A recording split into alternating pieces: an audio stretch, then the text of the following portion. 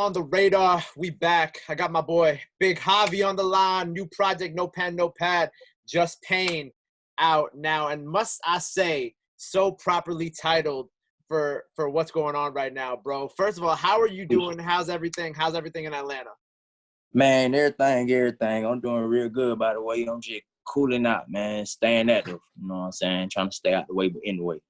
Yo, I think it's so crazy how you dropped this project with this title at the time of everything going on, you know, with the protests, with George Floyd's passing, with, you know, justice for Breonna, with all this stuff, with Corona, with all this stuff going on. I feel like the album is just so properly titled for the time. And I know that, you know, this was probably something already in the works for a while, but was this like, you know, with this project were like all these other things kind of like taken into account when you were getting ready to drop it? Definitely. It's crazy because a lot of those songs were already recorded. So like, it just already fit what was going on in the real world. Like it was crazy how it balanced out. But I think it helped me though. You know what I'm saying? Like more than it took from me. You know what I'm saying? I was able to sit in and create. I had time to create that I wouldn't have had, you know, had the pandemic not broke out. So it's a pro and con thing for me, you know, but I see the pros on it. And you know, it's funny. I was watching one of your videos earlier, and you're like, oh yeah, there's Corona out here, but we still working. And I was like, that's perfect. And I realized earlier today that you dropped 2 projects this year. You had your Back in My Ways. Oh no, not Back Ways. I'm sorry. You had Personal Problems. Sorry, I was thinking about the song on the album. Telling on yourself. That's your favorite song. It was. I was telling your man before I hopped on that Back in My Ways and Testimony were my favorite records, but we're gonna get to that in a second. Sure. So you had Personal Problems in February 2020, and then you have this project now. So what was the thought process of you dropping 2 projects this year? Man, it wasn't a process, man. It was more so like it was something I needed to do. Like, I don't know if that made sense. I just felt like I needed to put body of work out, and it's still not enough. I'm finna keep dropping. But, you know, becoming who I am, you know, trying to become, I just wanted to keep on giving them, like, a good feeling like the different type of music I'm bringing to the game, because I don't feel like I'm bringing that same exact vibe as my breakout single that 9 times out of 10. Like, everything is getting better and better. So, you know, I want them to grow with me. And I want to keep on being able to talk and be heard, you know what I'm saying, be a voice out here with all this stuff going on. So, you know what I'm saying? It was just more so for me like, man, let's work. I want to get in. I'm hungry. When we got our tour, it was just straight studio, and there.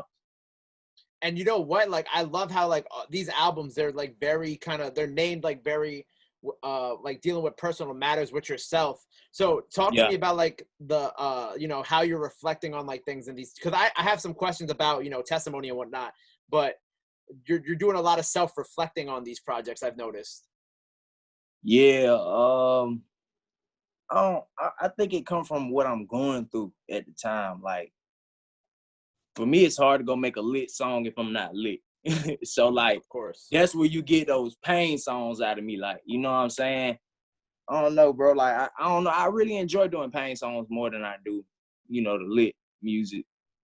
And you know what? Even like 9 times out of 10, like that song lit, but it's also got like the pain behind it. You know what I'm saying? Because you're talking about like, you're talking about like your boys and how like some of them you may never see again. And I'm bobbing my head to it, but then I'm also listening to the lyrics. I'm like, oh, like this is super lit, but also at the same time, damn, like I feel the pain behind the music that he's creating right now. So talk to me about wanting to make No Pen, No Pad, Just Pain. Talk to me about that one since it's a new release. So we was on tour on the little TJ tour recently. Right. And it was a guy named DJ O'Yellow. He was on tour with me. He was DJing for me. And I was playing music at the time, some songs that wasn't even made yet. And he was just listening to some, you know, some music of mine. He was like, man, it's no pen, no pad, just pain for you. I'm like, damn, why you just said something? So, you know what I'm saying? When he said that, I wrote it down. I'm like, it got to be a project name or something. It just, I don't know, it felt like something. And it just so happened to work out that it became this project's name. Yeah, and the whole team, they liked it. Like, while we was in the Sprinter, everybody was in agreement. Like, yeah, that's a hard name, you know what I'm saying? So, yeah. So now I'm gonna ask you about Testimony, because I thought that this was really interesting, because you talked about this is like your song where you were like really like kind of talking about your mom and whatnot on it. So like, Yeah. how's everything with that situation now? Like, how is it different from, I guess, like the time that you were reflecting on in the song itself? Yeah, see, at the time, it's crazy. We almost coming up on a year since my grandma passed. I made that song a year ago. At the time, when of course after she passed away, found one showing love, like, you know, the comfort we needed. Right. And it just kind of formed me to be someone that I didn't want to be. You know, I guess you could say it woke my savage up, like towards the wrong people. You know what I'm saying? And like I just felt like I wasn't the same me. You know, I was always one of the people who always had like a good heart, you know what I'm saying, a good spirit. And now it's just like I feel so black-hearted. So like I just wanted to really put that shit out there, like, you know what I'm saying? I ain't the same me. I was all alone, you know what I'm saying? Y'all didn't know what was going on with me. Y'all thought everything was all good, but how could you blame me for trying not to, you know what I'm saying, show it when I know you're not going to give me the love and the comfort I need. So that really what it was, like my testimony to the world, like really to my family, but to the world, like, look, I ain't the same me, so don't come to me looking for the same Havi, you know what I'm saying, from 2 years ago, 3 years ago, or whatever the case may be. Now, do you feel like you're in a better place now than you were when you made this song? Definitely. I was hurting like hell when I made that song, man. I ain't talking about hurting pocket-wise. I'm talking about real life hurting on the inside, like deeper than what people be thinking. You know what I'm saying? And yeah, dog, if it weren't for the greatness of God, I don't know where we'll be right now. For real. Now, jumping off of that to Back in My Ways, because I feel like this is a good segue question. So this song Back in My Ways, was it made recently? Like, is this kind of you being like, okay, I'm back, like I'm good now, you know what I'm saying? See, we on the same page, bro. And I'm glad that you knew that, because like I didn't have to tell you. You know what I'm saying? But yes, that's basically what Back in My Ways was, me just letting people know, look, I'm back in my ways and I'm gonna do it how I do it. I'm done trying to do it for this man's liking, this person's liking, you know what I'm saying? To make them feel like, oh, I fuck with Havi. Ooh, I'm to the point where it's just like, either you like me or you don't, man. I'm back in my ways. Fuck it. I don't give a fuck who with it or who ain't. You know what I'm saying? Like, that's just where I'm at. Can I cuss on here? I'm just cursing. Of course, yeah, you can cuss on here. It's just a video interview. You good. Cool. But yeah, man, like, it was just me popping my shit for real. Like, man, fuck it. I'm back in my ways.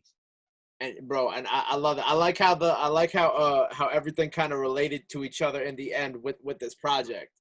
And it was like, and it was hard too. Like I was saying with 9 times out of 10, I was like, yo, like I was rocking with it, and then I was doing my work to it, and then I would stop and I would really like listen, and then I'd be like, oh, I hear the pain and I feel the pain behind this, but at the same time, it's got like that little up tempo feel that still makes it kind of a lit song. You know what I'm saying? Yeah, and with 9 times out of 10, you would have to listen to the original first version with just me.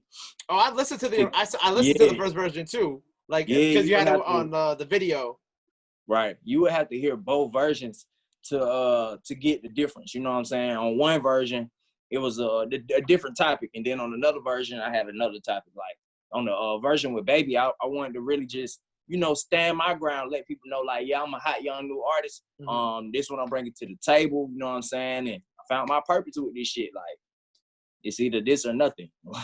Now we're getting Baby on that record, which is huge for you this year, of course. How did that happen? Was that something through the labels, or did you know Baby personally? Because I know how Atlanta be such a small place at times.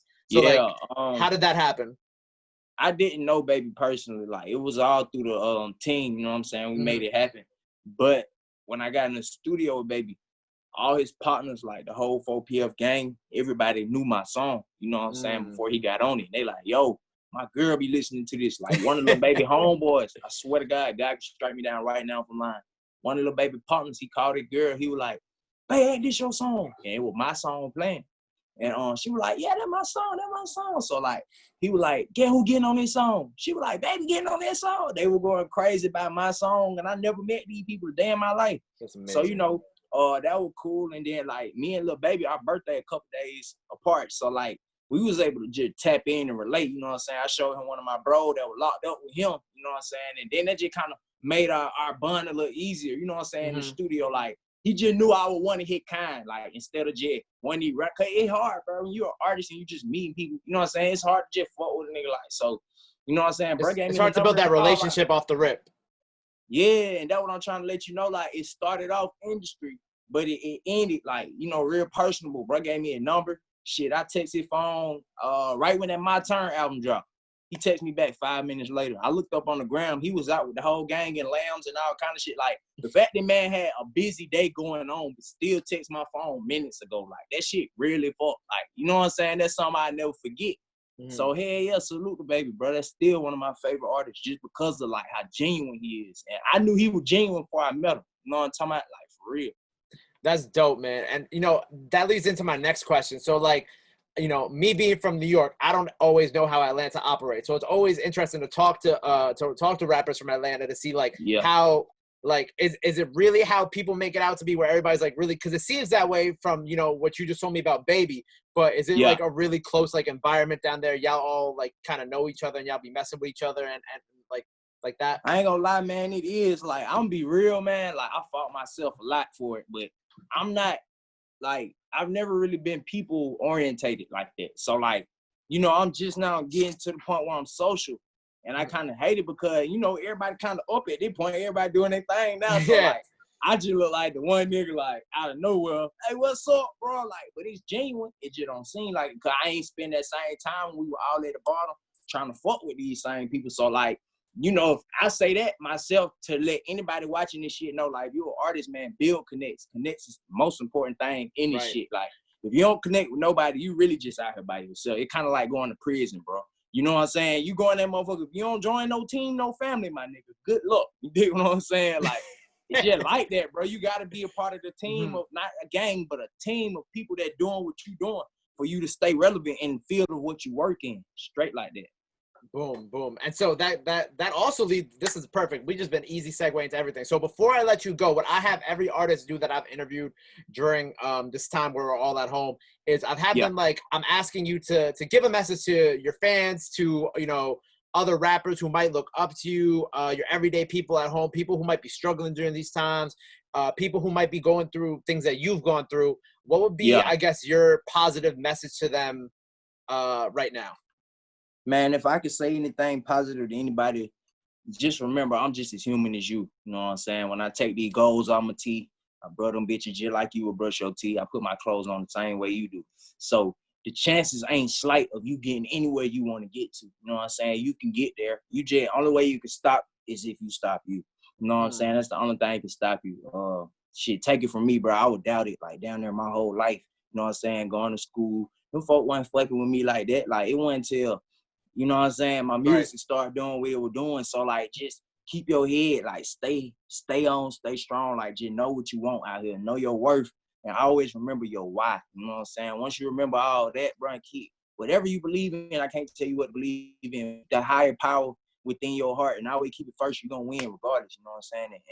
And respect your elders. Respect everybody around you. Show everybody the love that they deserve. And it's going to come back. You know what I'm saying? Also, I know I done gave a lot, but make sure whatever you put out is what you want to get back. That would come with this shit for sure. Boom, man. I couldn't have said it better myself. I want to thank you again for taking the time out of your day to chop it up with me. For having me, bro. Of course.